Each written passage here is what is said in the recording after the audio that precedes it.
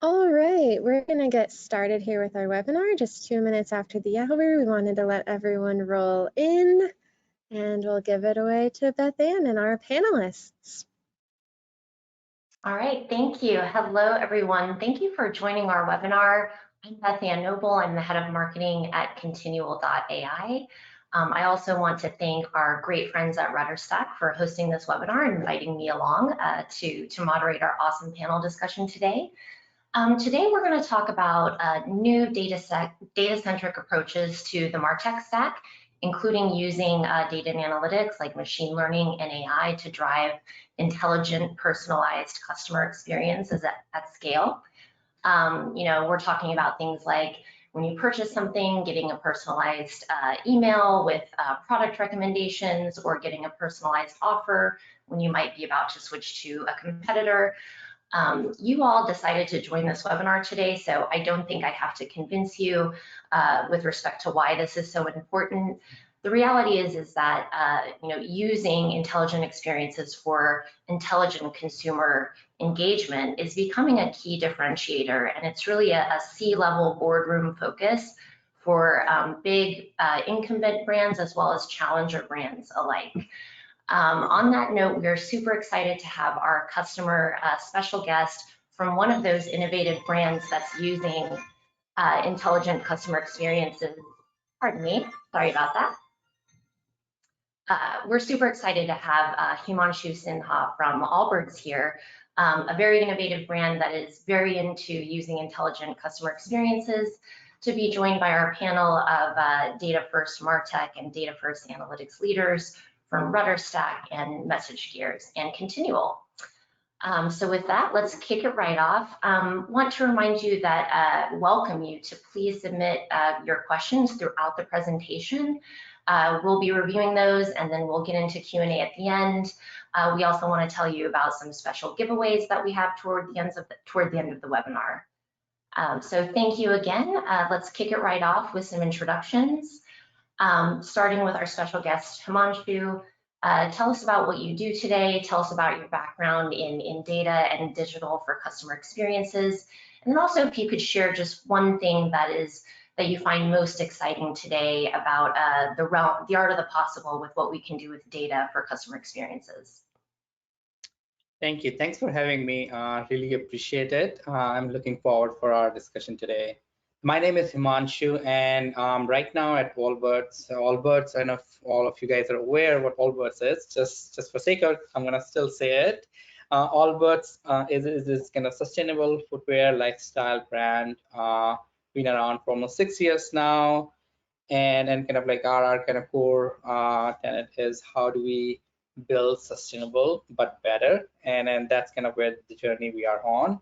Right now, in my current role, I manage our digital business. Part of that is kind of really thinking about customer acquisition and customer retention, and how do we think about in D2C world, leveraging the data, leveraging the intelligence, and of course, ML and AI to kind of build that customer engagement. I've been here for almost a year and a half, but I've been kind of doing this kind of work for almost, I would say, like 10, 12 years now. Prior to that, I was in another D2C brand, Blue Nile, kind of using MessageGears and kind of similar architecture. Prior to that, I was at Expedia, kind of like when the data first was not even a term, we kind of really thinking about how we should be building our process around data at Expedia. That's how I got introduced to MessageGears. Prior to that, Amazon and kind of consulting. That's kind of where I've spent a lot of time. I think that for me, when I look at kind of the way where we are going, data as being the primary, the central cost in how we engage our customer, I think the possibilities are kind of endless. It's kind of how and where we talk to people, and then not just kind of in one-to-one way, in kind of, as you can imagine, in a lot more personalized way. It's about scaling that out and really understanding customer journeys and purchase journeys and being a facilitator of that rather than be kind of all over the place and having that conversation. So I'm looking forward for our discussions, and then hopefully the questions. I'll be happy to answer those and what we have done in the past. Wonderful, Himanshu. Thank you so much. That is quite a track record. So we're so glad to have you here with your wealth of experience to share on this topic. Eric, I'll hand it over to you. Yes, Himanshu, your resume is amazing. So that's a tough act to follow. I'm Eric, and I work in demand generation at RudderStack. I actually started here on the customer success side, helping companies implement our products. And if you're not familiar with RudderStack, we help you move customer data all around your stack. So we handle integrations. We help you get data into the warehouse and then back out of the warehouse, which we'll talk about. And I'm really excited to have the conversation today. It's been really fun to work with companies like Continual and MessageGears on the vendor side, and then companies like Allbirds as customers as they try to build out these modern data stacks. My background is actually in marketing with an emphasis on data. So I have been involved in a number of companies in the tech space and in the education space.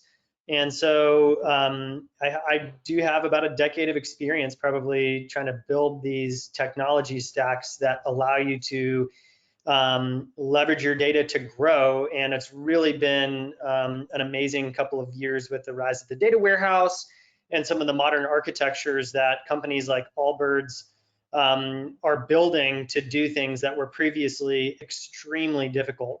So excited to talk through some of those things today. Thanks for having me. Awesome, thank you, Eric. Great, yeah. Marketer with data skills is an awesome winning combo. So glad you're here.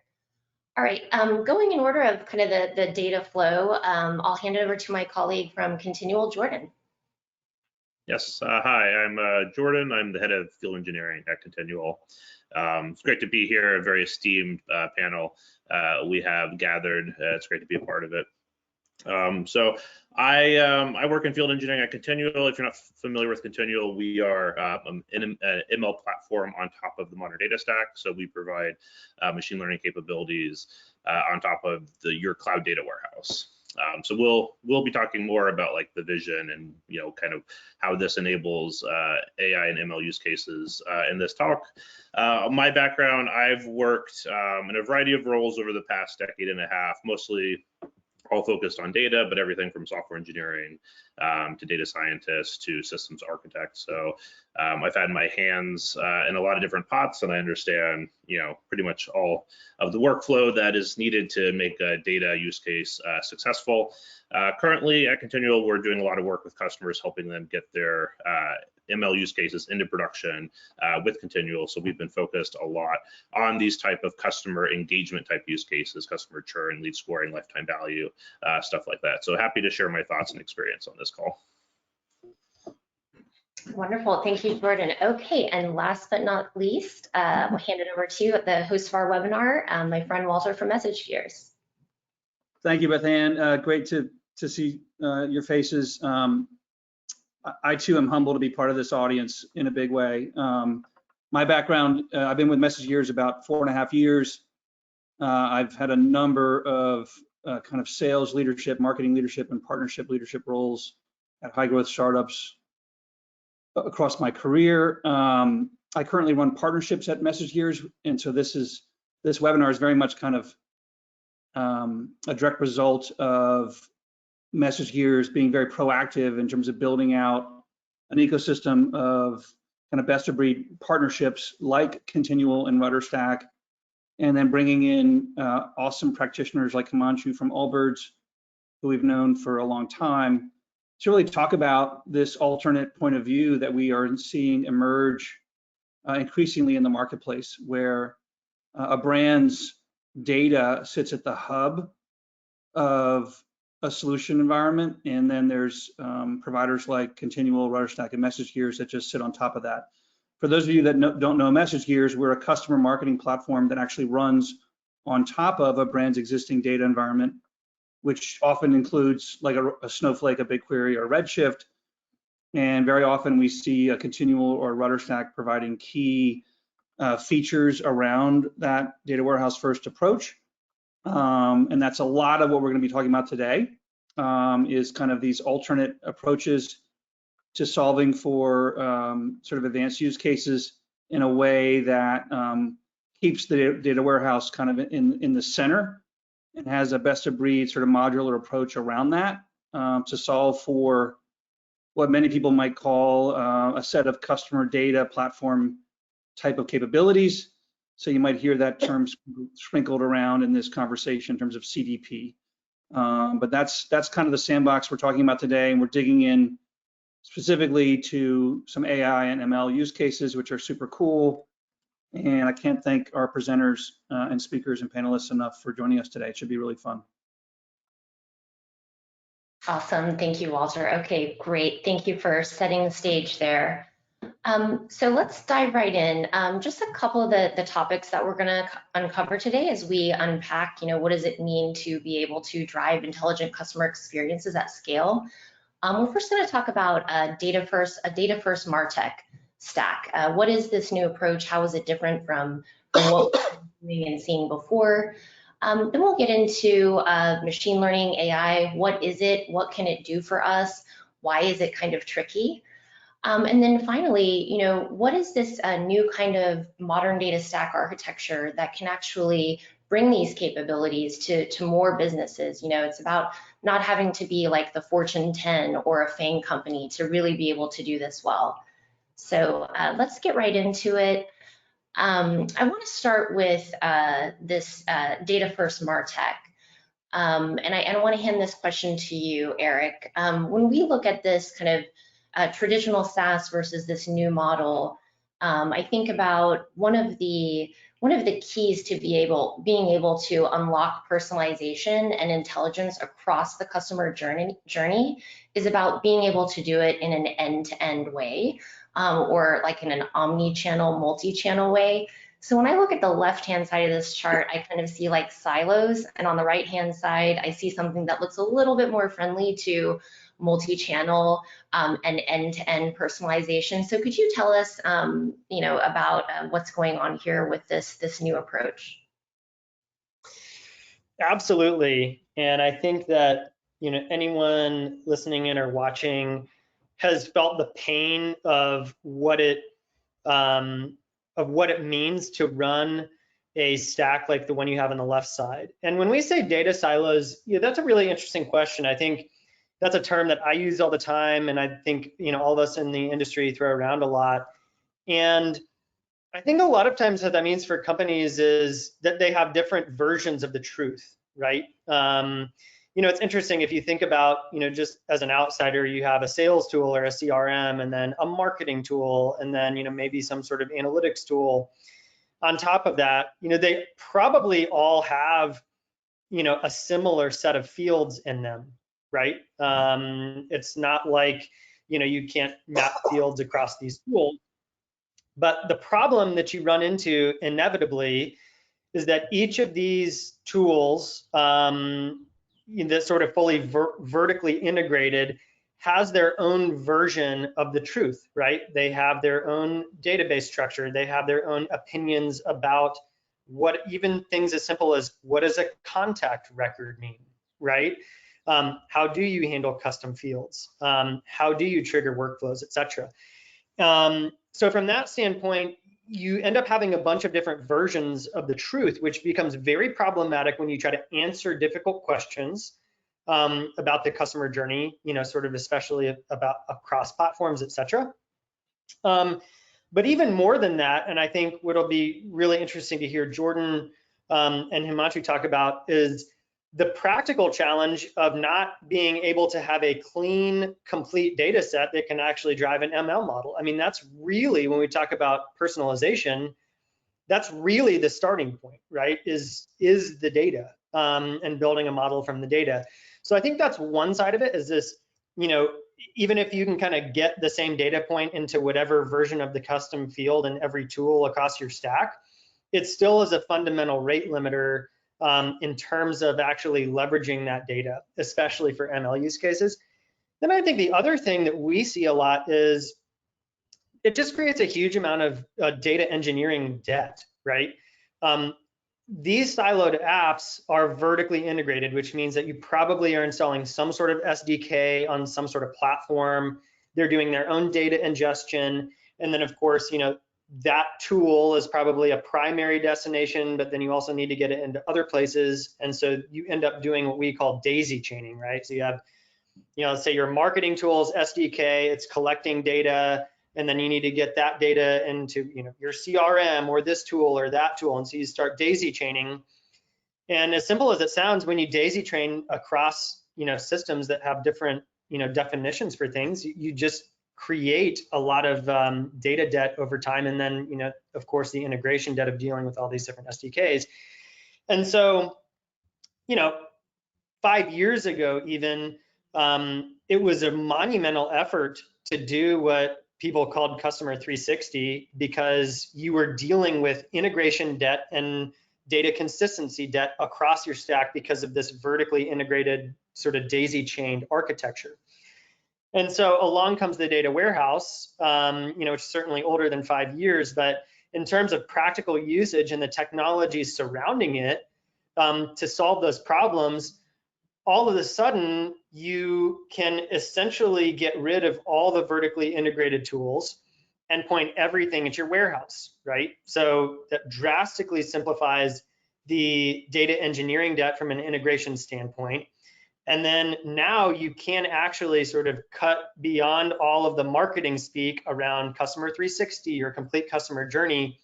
And it's really actually possible because all the data is in one place, your data warehouse. So I think even just those first two steps of solving the data consistency debt and then the integrations debt are game changing. But then really, and I think what's going to be exciting to talk about is now you've unlocked or sort of built the foundation that makes doing things with machine learning and AI possible, right?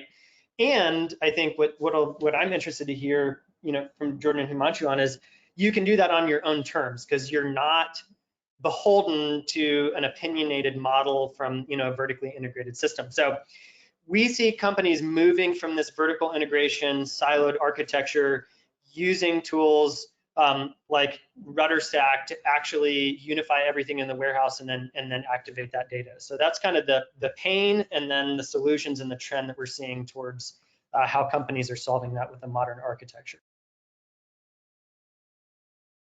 Thanks, Eric. Yeah, Himanshu, I would love for you to tell us, either in the arc of your career or at Allbirds, tell us about this journey through your own eyes. I mean, I think Eric has summarized it well, but I'm gonna just rewind us further back, and then I'll take some of the blame of how we ended up with the traditional SaaS model. Like the first half of my career was in consulting, and we were always process first. What it means is kind of like you figure out what the business outcome is, business process we are trying to solve. And I remember all of my managers and partners used to say, once you fix the process, everything will be fine for the company.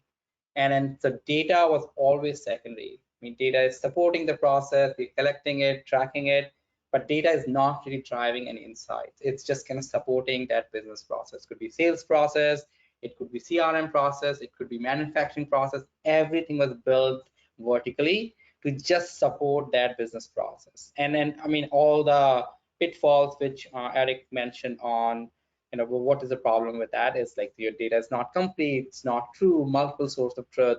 So everything was running as a kind of what I call the local maxima, the local optimization, rather than a holistic optimization for the company.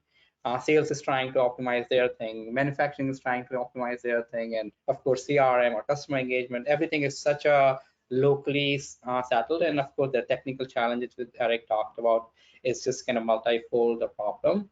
So around 2015, when I took over as our customer marketing lead at Expedia, we were kind of thinking about how do we build around insights. Yes, we know we want to improve our customer engagement, customer experience, but rather than kind of solving it as a siloed problem, what do we need to do to kind of let the insights drive what the customer experience would be?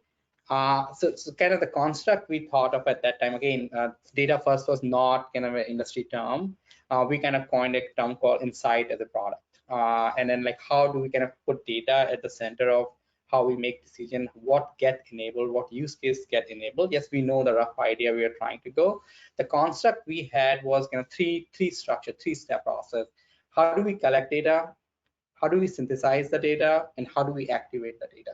And this construct is independent of the use cases, and it's just kind of built, and it's a data loop, right? So as kind of each phase of when we extracting the data, collecting the data, feds into the synthesizing the data, where the insights are built, of course, will be basic as analytics driven insight, all the way advanced to AI, ML driven insights, feed into activation. As we're activating, customer are responding, it's coming back to our data collection. So we're kind of building this data loop in this modular approach.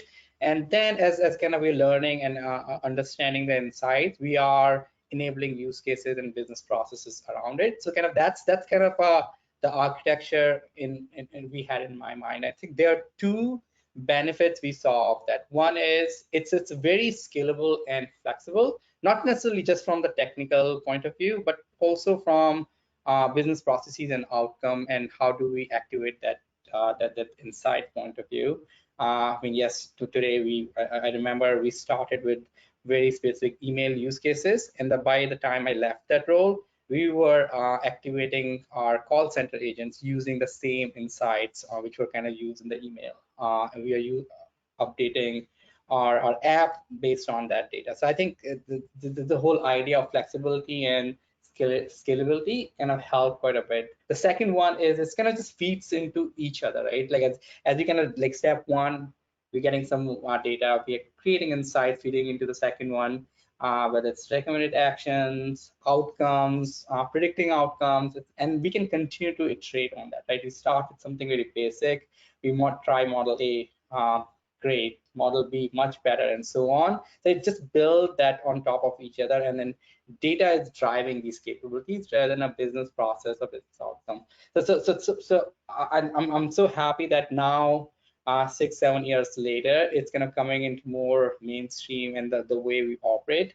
So as kind of I moved into my next role at eBay, and then of course Blue Nile and Allbirds, we kind of took that construct and started building it out. And as kind of we are talking, and that's how I got RudderStack into that, right? I mean, like, yes, we kind of assessed 5 or 6 different kind of CDP platforms when we were thinking about like, hey, we need to build a single truth of customers.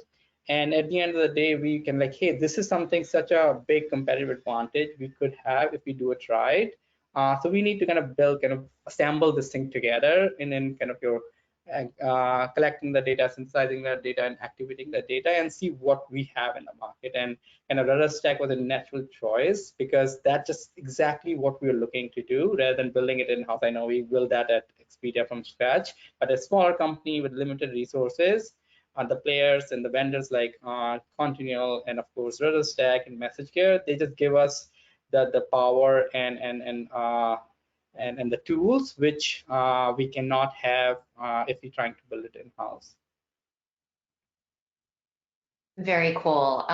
Yeah, that sounds like a wonderful recipe for repeatable success. Reminds me of kind of like an AI factory approach, kind of focusing on these data-centric building blocks and repeatable patterns and capabilities, and then just rinse and repeat and iterate and refine those for multiple use cases over time. That's wonderful. You make it sound easy, Himanshu. Before we move on, I really kind of want to double click on AI, but anything to add, Jordan or Walter, from what you're seeing at customers at MessageGears or Continual?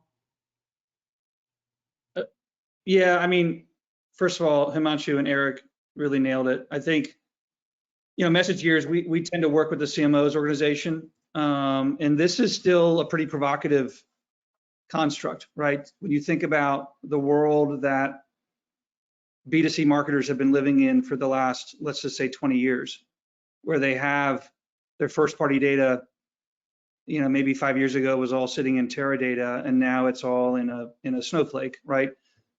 They're still kind of institutionalized into thinking that they have to recreate their first party data in someone else's cloud, i.e.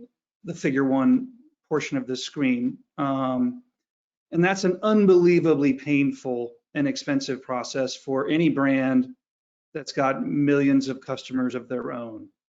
And really, you know, thanks to the Redshifts and the Snowflakes and the BigQueries and the Azures and the Databrickses of the world, really that's opened up a whole new approach, which is what's depicted in this screen. I mean, figure 2, I mean, you could give Hadoop some credit on this as well, but basically the rise of these cloud data warehouse providers with their highly elastic and highly performant capabilities has created this paradigm shift that you guys are seeing on the screen. And the business benefits of this are massive. I mean, they really are. I think Eric and Himanshu are being a bit humble in that sense in terms of not only the operational efficiencies around data movement, but also what's probably more important is the ability to drive meaningful and relevant customer experiences at scale and at speed.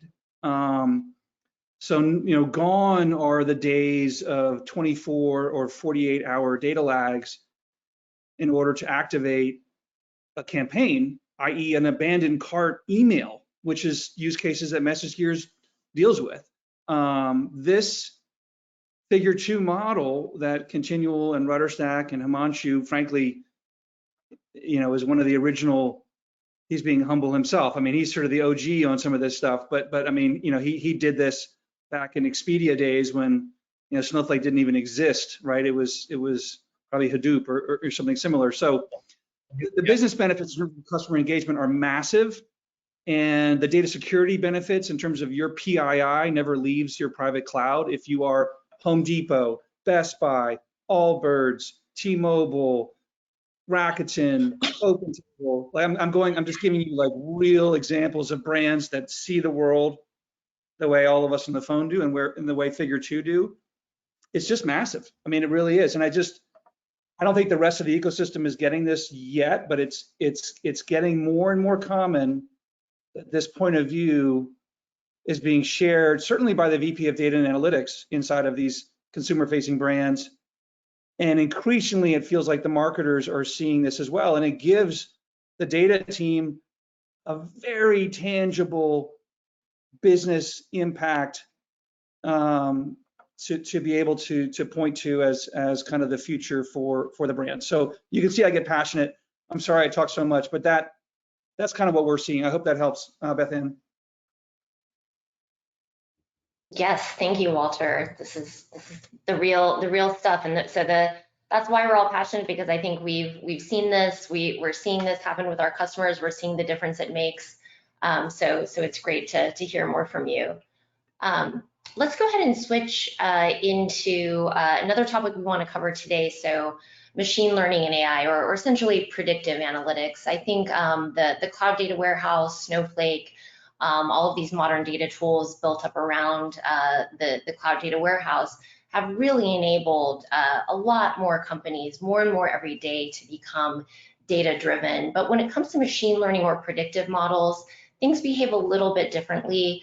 You know, these are predictive models of the real world, of data that is describing the real world, and it's a world that's changing. So models need to be updated, and they need to be retrained. They need to be monitored.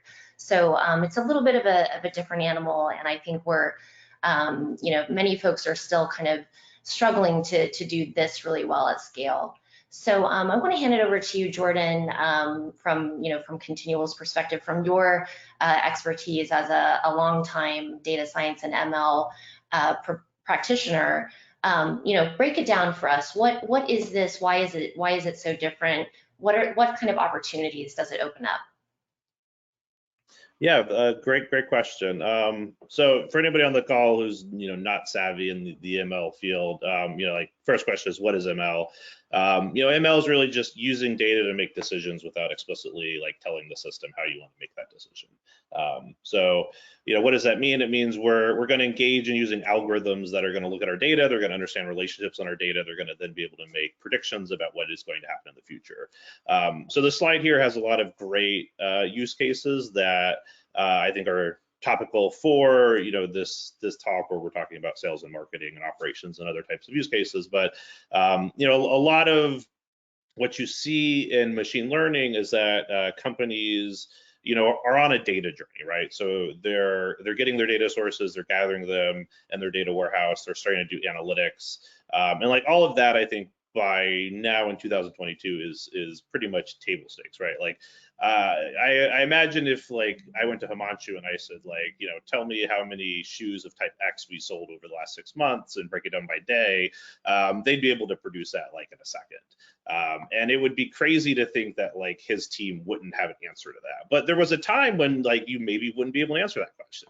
And you'd say like, oh, well, we're gonna have to count all the receipts. So like this is gonna take, a month or two and we'll get an answer to you. So like that aspect I think has kind of, is now getting to the point where it's like almost taken for granted that like we have these capabilities on the data team. They understand how to do like the data storage, the analysis, the data engineering and all of that to answer these business type questions. And then the next level up is now, how can we get predictive? How can we start predicting what's going to happen in the future? Can we predict sales running in the next 6 months, 12 months, year, 2 years?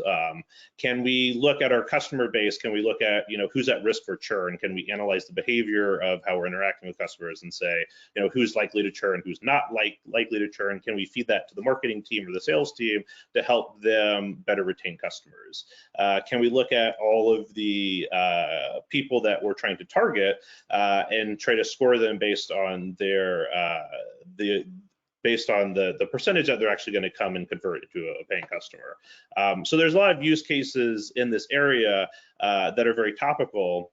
In the context of what we're talking about here, which is like this data first stack or this like connected app stack, from the machine learning perspective, you just need access to a lot of data, right? Like the more data we can feed these algorithms, the better results we are going to get. So if we end up in a spot where we're in that SaaS model and like every tool has its own database that's collecting its own data, it means like the data scientist's job is just like very terrible because you have to go out and like either you have to figure out how to get all the data or you have to like talk to your data engineering team to get all the data and they're like, I don't work on that system or whatever. So it gets very political quickly. With this connected app stack, it just makes the machine learning a lot easier because everything is like already being dumped into the data warehouse. If you give access to the correct tables, you can then enable all of these ML use cases very quickly.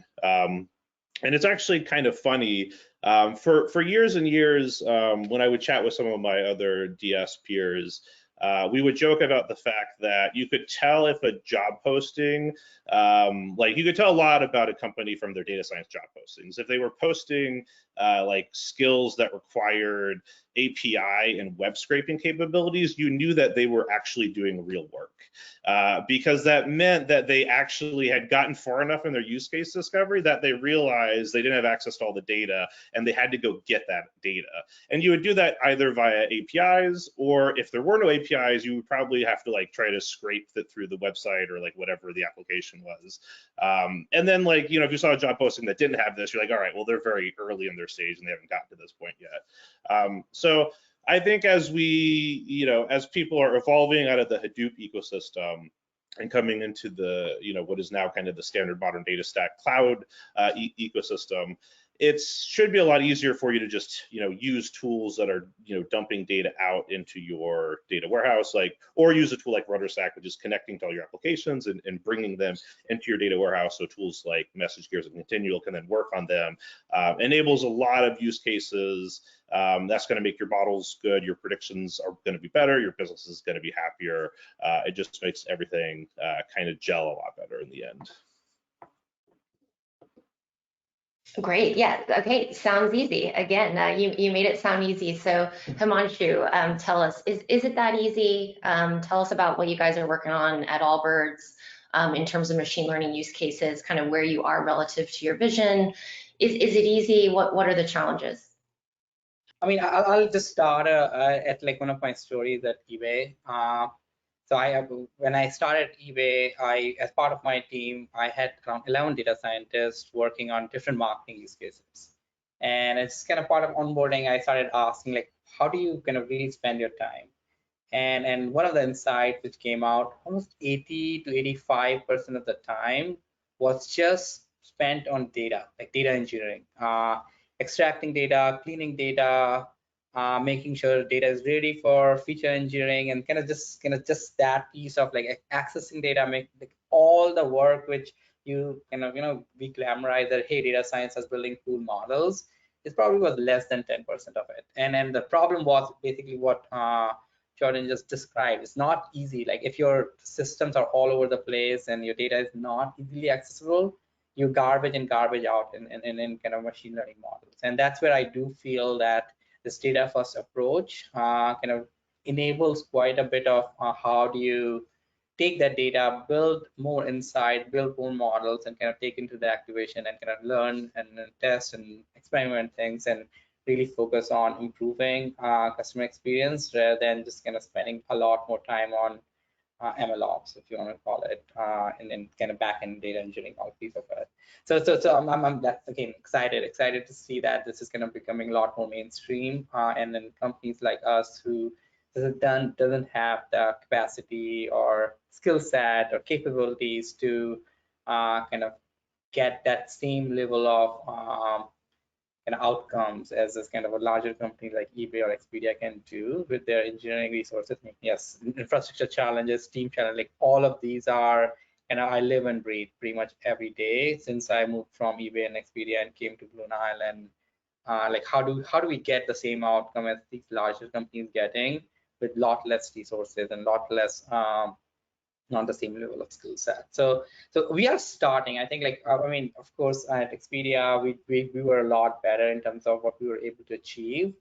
The way I look at the ML and AI, especially in the customer engagement, I'll give you an Expedia, like the way we were thinking about it.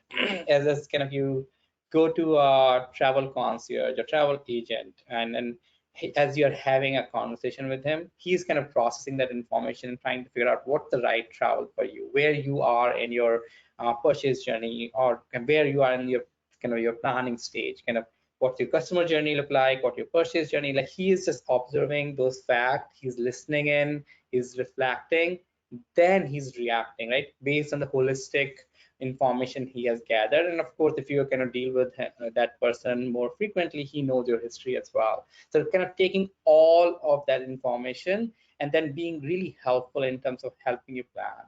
And that's the outcome we are trying to, at least, I mean, that's how I think about AI and ML to play a role in kind of making that customer journey so pleasant that customer feels that as if he or she is talking to a real person, and kind of then scaling it out to millions and millions and millions of customers to kind of get that same outcome, get the same experience. Same thing we're trying to do in, like when at Blue Nile, the same thing, understanding customer data to understand their purchase journey, their journeys, and then reacting in a more appropriate and thoughtful way. Similar thing we're trying to do here as well at Allbirds, as really understanding why customers are shopping, what's the right product to show at what time, are they ready to buy, what could be the cross-sell. So kind of really being thoughtful around customer signals is what we are trying to achieve. We have just started. I think we are right in the journey of building the ML ops, so we can start trying some next best actions, and so I would say we are very, very early. We're trying to get the basics right, kind of getting the data in place, where RudderStack helped, and Snowflake is a place we're kind of putting everything together. So early in the journey, but we know where we are trying to go. And then challenges, as you pointed out, all three of them are challenges. And then it's good to be in a place now where you can kind of go and get vendors like RudderStack and Continual to really solve and address some of those issues. That's great. Yeah, the questions that you were rattling off there, like, what should we be predicting? Where's the right place to position this in front of a customer? Like, that's nothing like what models should we use, or how are we going to get the data? Like, what you're thinking about there are the real business problems. So definitely Continual. That's what we're focusing on is, enabling people to be able to focus on the real hard questions that involve your business and your customers versus some of these other things like infrastructure and, who has the right skills and how are we going to do this at scale. Before we move on, anything else to add from the panel? Yeah, I would just, I think Himanshu was dead right when he said, I think it's at eBay, they spend like 10% of their time actually kind of selecting models and working on that, and then the rest of it was doing like the data acquisition and data feature engineering type stuff. And I think that's true with a lot of legacy platforms out there where to solve an ML use case, there is like if you don't have this like centralized repository of all your data, you usually have to spend a significant amount of effort like acquiring the data, getting it into the right spot, and getting it along with the rest of your data so that you can actually build models. The way that machine learning works is you essentially have to give it all the data in one go for it to learn, and then it can build a model for you. And then the second part of it, which we haven't really talked about, is actually like maintaining a machine learning system over time. And this is a very non-trivial task, to say the least. If you're a high-tech company like an Uber or Netflix or an eBay, you probably have over the past decade built a lot of tools in this space to help you with this. The reality is a lot of companies out there are not going to have the personnel to adequately maintain these types of systems. So, this is one of our big, one of the big things at Continual that we're working on is, lowering the barrier for AI and ML to allow, smaller data teams who, don't have a bunch of people to sit around and like admin the system to actually come bring their use cases and get results quickly, and also to remove as many barriers in this ML workflow as possible. So like, you don't need, or you shouldn't need like a team of ML experts to build models. You shouldn't need a team of like DevOps people to maintain your system. With Continual, we believe we're building a system that, your current data team could use and get started and actually get production systems into your data workflow like within a couple weeks. Great, thanks so much, Jordan. All right, just a couple more things to cover here. I want to remind folks, I see a couple questions rolling in. Please feel free to go ahead and start sharing those. We're almost to Q&A. Just want to wrap up here. So we've a lot of great learnings here. Himanshu, thank you so much. We've had the benefit of hearing about your awesome journey to mastering, really being able to unlock these intelligent experiences at scale. How can everybody do this? What can we, how can we get started today? Do we really, what do we need to get this done ourselves? So I want to hand it over to you, Walter, to just tell us, practically, for those who want to be like Himanshu, what can we get started with? Sure. Thanks, Beth Ann. I can comment in terms of what we see with our clients, and I'm going to be humbled by the experience of Himanshu and Eric and Jordan in that respect. But yeah, I think and what you see on the screen here is really kind of a best of breed approach to solving for customer data driven use cases, right? So think of that as data collection and enrichment and transformation of that data, and machine learning and AI, which is Continual, which we've been talking a bunch about. And then, MessageGears, we play in this sort of segmentation and campaign management, and we send emails and push and SMS communication and send audiences out to Facebook and other places. So this is one approach. It's certainly not the only approach. I think the heart of this really is getting an organizational alignment around taking ownership of your first party data and picking one of these modern data clouds upon which to do that. And if your internal team isn't strong enough to kind of take you on this journey, then I would certainly recommend bringing in some solid, strategic advisory from what we call at MessageGears, kind of a modern data consultancy. And there's a bunch of great ones out there that are, well versed in this kind of approach that you guys see on the screen. And then from there, I think you can pick your use cases that are going to drive value. Do you start with data collection using a RudderStack model for digital behavioral data, and then what about your bulk data from ETL? What is going to solve for that? You could start with AI/ML use cases, to drive maximum value, you could tackle the customer engagement side, which is where MessageGears plays. But I think it all goes back to some sort of crawl, walk, run approach for your customer 360 on like a snowflake. And the good news there is there's a bunch of standardized approaches towards taxonomies now. Customer schemas, digital event data schemas, which is the world that Eric lives in, and transaction, schemas. Those are the kind of the pillars of customer data, right? Is like customer demographic, transaction history, and behavioral event data. At least that's what we see. So I'll stop talking. I would love others to comment on this as well. Yeah, just one quick comment. I think when we talk about getting started or where do we start, and would love Himanshu and Jordan's thoughts on this as well.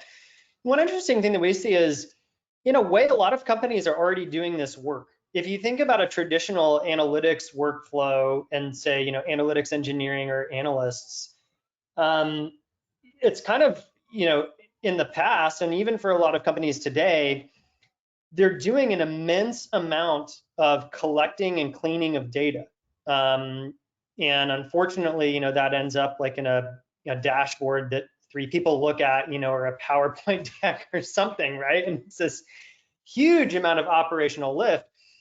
And what's funny about that is that's not an ML ops workflow, but it's certainly a big part of an ML ops workflow, and it's a lot of the groundwork being done. And so we see a lot of companies who are realizing we're actually already doing a lot of this work, and in a world where it's easy to collect all of the data, and then you have a lot of the ML ops pieces taken care of by a provider like Continual, who removes all sort of the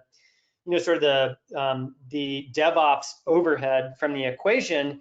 You actually are just redirecting resources, right? You modify the tooling and the processes you use to collect customer data in the warehouse, build customer 360, do the customer journey, and amazingly at the end you get both really rich analytics that you can do wherever you want, and then you've also laid the groundwork for ML models, right? And if you don't have to do the DevOps, you can actually do things like a churn score, a lead score really, really quickly, because 80% of the work in terms of the cleansing and the stuff that used to be done by an analytics team and completely separate from ML ops, those are converging now, right? And so your time to actually using an ML model to do something interesting, even if you don't even have a fully fleshed out data science team, is really, really fast, which is amazing. And so Walter, to your point, it is kind of a new world. It's almost hard to believe that you can achieve that, because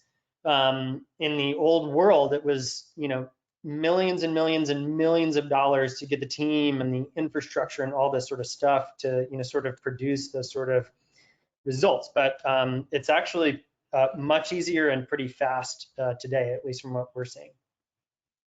Yeah, there is a lot of overlap in the data you're going to be using for analytical purposes, and then the data you want to feed into your machine learning models. And I know, in my work at Continual with clients, it's often the case that when they don't have features that we want to consider as input to models, we go and build them, of course, but they're actually usually interested in those for analytical purposes as well. So, someone like Walter can come to me and say like, hey, let's build a churn model. And then, we start looking at their like customer demographic information, their sales information. And then we're also interested in things like, how many emails have you been sent in the last 6 months? Have you clicked on those? How many ads have you been served in social media? Have you interacted with those? They often don't have the answers to those, but they have the data. So, you go in and you do some data analysis, and you can figure all that out. You put it into the model, and the model really likes these features because these are really describing how customers are engaging with your brand well. But then you're actually just curious of looking at those things over time as well, because like I'm just curious, like how often do people actually click on the emails over time and stuff like that. So there is a giant overlap there. So like if you are an organization who hasn't taken the step for ML yet and you're thinking about it, if you have like a pretty good backbone, the uplift should not be that great to actually start getting some immediate results in this area. And then this diagram I think is great because I always say like having a machine learning model is great, but then you have to do something with it. And so like showing MessageGears here as the customer engagement platform where like I can build a churn model and I can tell you like who are the top 1,000 customers who we think might churn in the next month. But if you don't do anything with it, it doesn't really matter. So you need to take those results and then make some action out of it. So like having a platform here like MessageGears, who you can then go and start to engage with those customers and make sure they're happy and not churning, is really kind of the closed loop system here. Great. Yeah, this is, thinking about this modern data stack ecosystem, all of these different solutions for different parts of the life cycle, the modularity here, all the cool things you can do is, it's really exciting. And I think we make it all sound really easy. So I want to turn to our final kind of lightning round question here. We've talked about the possibilities, how easy this is. What is left to kind of tackle next? What are some of the pain points that remain despite this modern data, integrated tools for the data lifecycle on the data warehouse approach? I want to give Himanshu the last word, and I will start with you, Walter. What do we have left to tackle here? Or what's the top thing? I think it's almost from a MessageGears perspective, it's almost like an awareness challenge. And I know that sounds simple, but I think educating the line of business and the head of analytics within these consumer-facing brands, or really within any brand, but we tend to hang out with brands that have millions of customers of their own. Just building that awareness that there is this kind of new way of working that is really transformative. This isn't just an incremental lift, right? This is a radically different approach that brings together the data leadership with the line of business leadership in a way that's highly collaborative and highly results driven, and can be, we're talking substantial transformation, not in terms of operational efficiency, but also, customer engagement ultimately, which drives revenue, as we all know. So we've got a ton of stories about this that we don't have time to tell today, but I would say it's an awareness thing, and certainly I don't mean to poo-poo the data engineering skills that are required for some of this, but I think that's what we see, at least. Thanks, Walter. I'll echo some of thoughts of what Walter is saying. It's a twofold. One, of course, is the awareness problem, and the second is it's just sometimes too good to be true. It feels like magic that, hey, can you do it in this much time and you don't need that much money? I'll give you an example of Blue Nile, right? I don't know if, Walter, you remember, we signed contract with you guys in, I would say, end of March, and we started the onboarding around late April, early May. In July, we launched the first test, and it was a vendor card email test. And by end of August, we actually showed that we created almost 35% more value.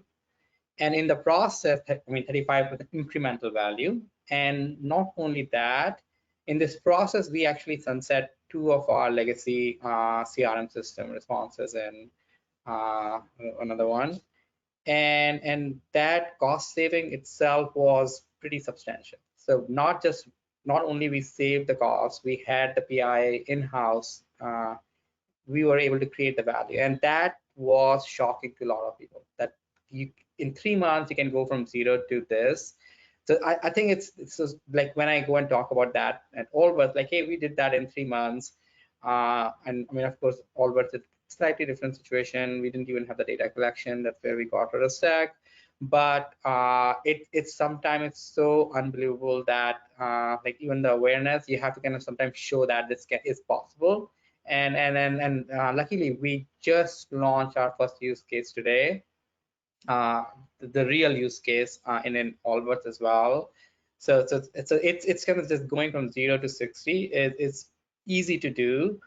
and that I think sometimes not easy to just conceive, just to conceptualize that it's possible. So just education awareness definitely plays a huge role, especially at senior leadership level, who have been grown up in the old SaaS, like very siloed way. Yeah, that's interesting. It's so easy, you almost forget to showcase it and sell the value. That's really interesting. And congratulations on deploying that use case. That's wonderful. Eric, let me get back to you. What is the one thing that you guys are working on over at RudderStack in terms of pain points to solve for the future? Sure, and I'll be brief here because I know we're coming up on time. I think, as with a lot of things, the biggest benefit of the modern data stack also is one of its challenges, and that is that you have this unbelievable amount of flexibility. You can combine these things to work in all sorts of different architectures with all sorts of different tools across all sorts of different data flows. And so, to Himanshu's point, it's a journey, and in some ways right now it's a choose your own adventure. And so I think we're still in early innings as far as the architectures that emerge that make a lot of sense, for different business models and stuff. And so while the use cases and the time to value are really amazing, leaders like Himanshu, to some extent, especially ones that don't have, maybe quite as much experience building this stuff from scratch, are, entering uncharted territory. And so I think, as vendors in this industry, we have a responsibility to help, define some of those architectures and help people, build a roadmap for them. Because, in a world of ultimate flexibility, people do all sorts of stuff, a lot of which is good, but not all of it. So yeah, that's kind of what we're seeing. Great, thanks. All right, well, Himanshu, I promised you the last word. We did have some questions that came in, but I think for the most part, we've been able to answer those just naturally through the discussion, but we'll certainly follow up with anyone. I just want to be conscientious of time. We have 2 minutes left. But Himanshu, I want to give you the last word. Do you have a call to action to the modern data stack ecosystem? What can folks do to make your life easier going forward? I mean, as I said that, I kind of like look at in a construct, a template of data collection, data synthesize, and I think that the chart nicely depicted that. Like for us is kind of how, just specifically, kind of going way on tactical side, like the biggest challenge for us is that how vendors can help us move fast. I think the biggest challenge for us is most of the time is the resourcing and team and the skill set. And I do feel a lot of time kind of we feel short on like what to do, how to do, and I think Walter raised that point of the modern day data consultants. Like this is something sometimes we feel that there's a gap in the market where it takes a while to adopt some of these solutions available in the market. So if anything could happen, I would like these kind of services a bit more could help the adoption of these kind of vendors and tools, make it much easier for a company like us who are not as skilled and as resourceful. Wonderful, can certainly appreciate that. That's a great insight, thank you. All right, well, we're right at the hour. Real quick, RudderStack has some cool Star Wars t-shirts for you guys if you reach out to them at rudderstack.com/unlockingai. The MessageGears team told me that they're going to be selecting some lucky attendees for a t-shirt, so they will follow up with you, and we would love to hear from you at Continual. Just shoot us an email. Really want to thank the panel again. Himanshu, thanks so much for being our special guest, and thanks for everyone who dialed in today. Hope you have a great one. Thanks for having us. Thank you. Thanks for having us.